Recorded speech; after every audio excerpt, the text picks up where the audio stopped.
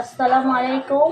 আজকে আমি সবজি রান্না করব। দেখুন আমি পেঁপে নিয়েছি, পেঁপে দিয়ে আমি সবজি রান্না করব খুব কম সময়ে। তার সাথে আমি একটা আলু নিয়েছি, ছোট এক সাইজের আলু নিয়েছি, ঠিক সেটাকেও আমি সিদ্ধ করে নিয়েছি হালকা। এখন কড়াইতে তেল কষিয়ে দিয়েছি, এখন পেঁয়াজের কুচিটা দিয়ে দিচ্ছি।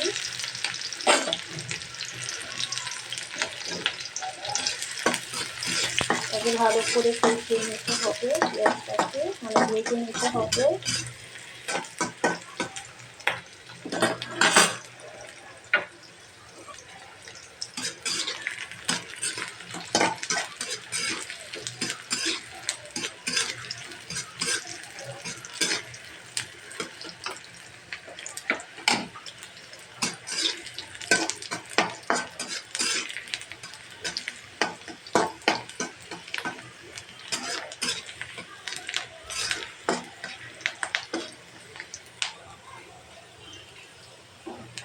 আমি 1 চামচের মতন আদা রসুন পেস্ট দিয়ে দিচ্ছি।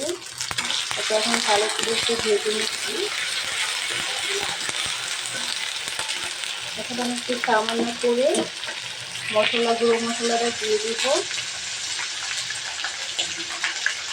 আমি 1 চামচের মতন হলুদের গুঁড়ো দিচ্ছি।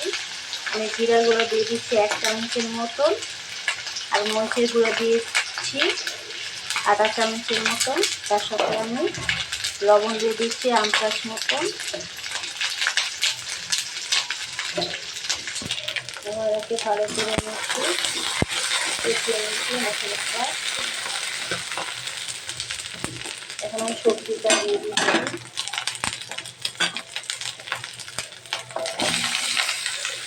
আমি পুরো 1 বাটি সবজি নিয়েছি।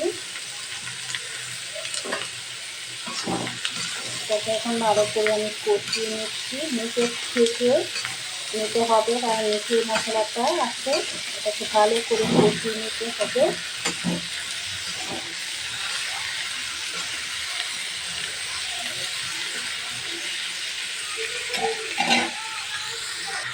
কষানোর পর আমি একটু 2 চামচের মতন পানি দিয়ে দিচ্ছি। পানি দিয়ে এখন এটাকে আমি রান্না করে নেব প্রায় 3 মিনিটের মতন। হয়ে গেলে আমি নামিয়ে দেখিয়ে দেবো আমার সবজিটা কেমন হয়েছে। আমি এরপর থেকে আরেকটা জিনিস দিব, সেটা নামানোর আগে দিব। এখন ঢাকনা দিয়ে ঢেকে রান্না করে নেব। দেখুন আমার সবজিটা হয়ে গেছে, নামিয়ে আপনাদেরকে দেখিয়ে দিলাম। ভিডিওটা যদি ভালো লেগে থাকে কমেন্ট করে জানাবেন অবশ্যই, আর বেশি ভালো লাগলে সাবস্ক্রাইব করবেন। ভালো থাকবেন, আল্লাহ হাফেজ।